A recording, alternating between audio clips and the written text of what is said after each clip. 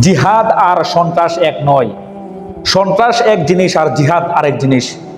সন্ত্রাস বলা হয় দলবদ্ধভাবে মানুষের উপর জুলুম করা, অন্যায় করা, অবিচার করা, মানুষের জমি দখল করা, মুসলমানদের মসজিদ ভাঙ্গা, এটাকে বলা হয় সন্ত্রাস।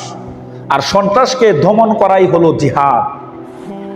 চাঁদাবাজি, টেন্ডারবাজি, সন্ত্রাস দমন করার যে মাধ্যম রয়েছে তা হলো জিহাদ।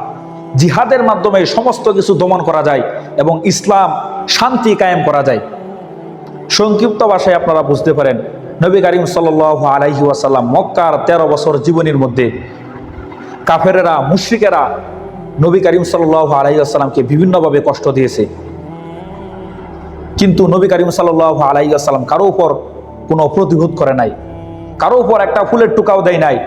কিন্তু নবীজি যখন মক্কা থেকে মদিনায় হিজরত করেন, আল্লাহ পাক রব্বুল আলামিন জিহাদের আয়াত নাযিল করলেন যে নবীজি এখন আর অন্যায় সহ্য করা যাবে না, এখন আর মার সহ্য করা যাবে না। আপনি হাতের মধ্যে তরবারি নেন এবং জালিমদের বিরুদ্ধে আপনি জিহাদ করেন এবং দ্বীন ইসলাম, আপনি সত্যকে ভুলণ্ডিত করেন এবং দ্বীন কায়েম করেন। এর দ্বারা আমরা বুঝতে পারি যে সন্ত্রাসকে দমন করার যে মাধ্যম রয়েছে তা হলো জিহাদ। জিহাদের মাধ্যমে টেন্ডারবাজি, বাটপারি, সিটারি, মানুষের উপর, নিরীহ মুসলমানদের উপর জুলুম অত্যাচার যে করা হয়, এটা দমন করার একমাত্র, প্রতিহত করার একটা উপায় রয়েছে, তা হলো জিহাদ।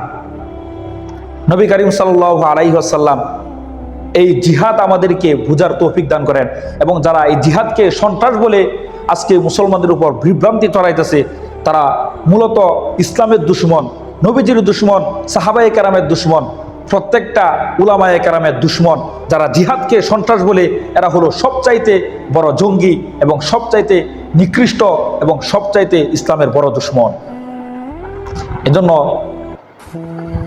জিহাদ কখনো সন্ত্রাস হতে পারে না, বরং সন্ত্রাসকে দমন করার যে মাধ্যম রয়েছে তা হলো জিহাদ।